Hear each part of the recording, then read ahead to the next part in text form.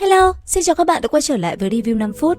Mở đầu tập 5 là khung cảnh người người qua lại tấp nập bên dòng Lạc Thủy nổi tiếng nhất kinh đô, vô số đèn hoa đang trôi lững lờ, ánh sáng hòa cùng thương thuyền và thuyền hoa tạo nên một biển sao rực rỡ. Trên cầu đá xanh, thiếu nam thiếu nữ cầu nguyện cho nhân duyên. Đêm thất tịch, cả thế gian đắm chìm trong tình yêu. Lạc nhìn ánh đèn hát lên gương mặt âm tình bất định của sư phụ. Bất chợt, nàng tò mò hỏi: "Tiên sinh, tương lai ngươi định tìm sư mẫu như thế nào vậy?" Trần Trường Sinh trầm ngâm suy nghĩ một chút rồi mới đáp: "Ta chưa từng nghĩ tới chuyện này." Câu trả lời khiến Lạc thầm nghĩ, nếu thật sự chưa từng nghĩ, tại sao còn phải suy tư trước khi trả lời? Đây chính là khúc dạo đầu bình lặng cho một đêm định mệnh đầy sóng gió. Không lâu sau, ở tại Vị Ương Cung, Dạ Minh Châu chiếu sáng như ban ngày. Sự xuất hiện của thầy trò Quốc giáo học viện lập tức gây xôn xao. Phần lớn là Lạc được kiêng nể vì đã phế bỏ Thiên Hải Nha Nhi, còn Trần Trường Sinh vẫn bị xem như một tên phế nhân trong mắt mọi người.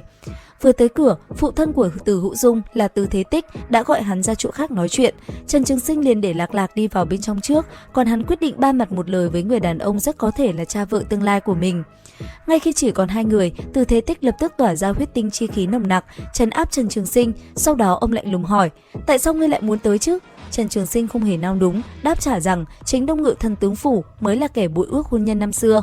Không chỉ trúng xuống, cha vợ tương lai dùng uy áp đe dọa, ám chỉ sẽ xóa sổ hắn để bảo vệ hôn ước mới.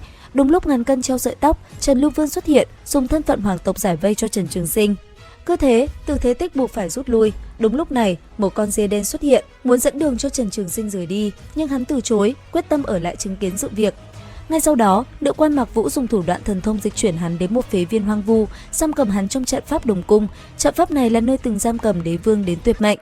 Nàng nói cho hắn biết, Thánh hậu nương nương thích Từ Hữu Dung và chỉ có Thu Sơn Quân mới xứng đôi với nàng. Vì thế, Trần Trường Sinh phải biến mất khỏi Thanh Đằng Yến đêm nay.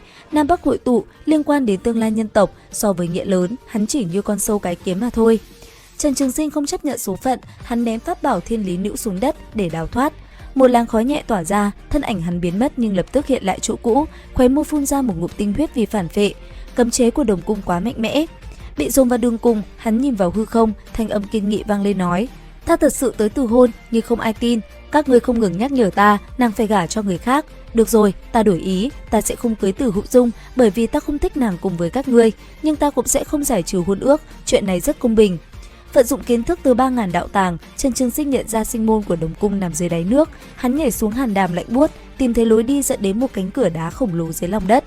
Phía sau cửa là kho báu chất cao như núi, nhưng trấn giữ ở đó là một con huyền xương cự long màu đen.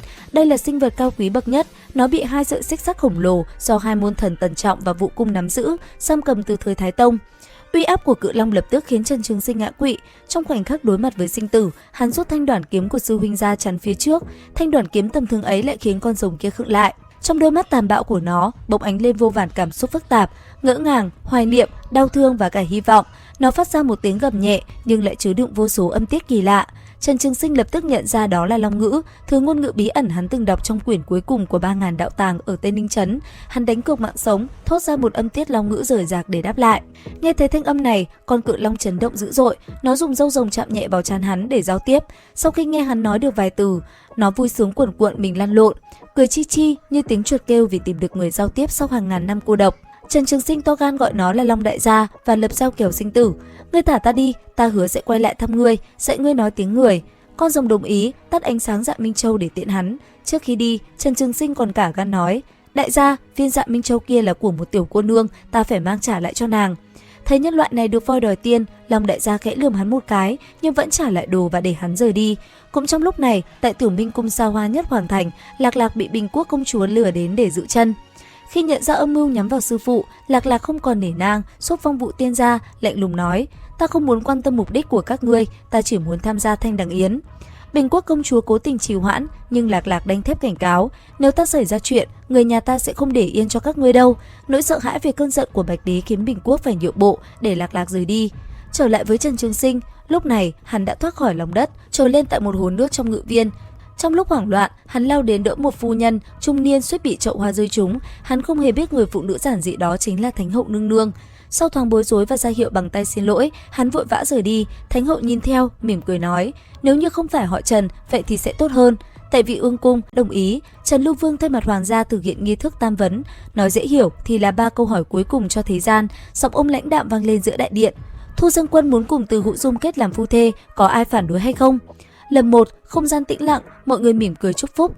Lần 2, tư thế tiếp vuốt râu hài lòng, Thu Sơn gia chủ vui sướng. Đến lần thứ 3, cả thế giới chuẩn bị nâng ly, Lạc Lạc tuyệt vọng đứng dậy định liều mạng lên tiếng phản đối. Đúng lúc đó, một giọng nói vang lên từ ngoài điện. Ta phản đối.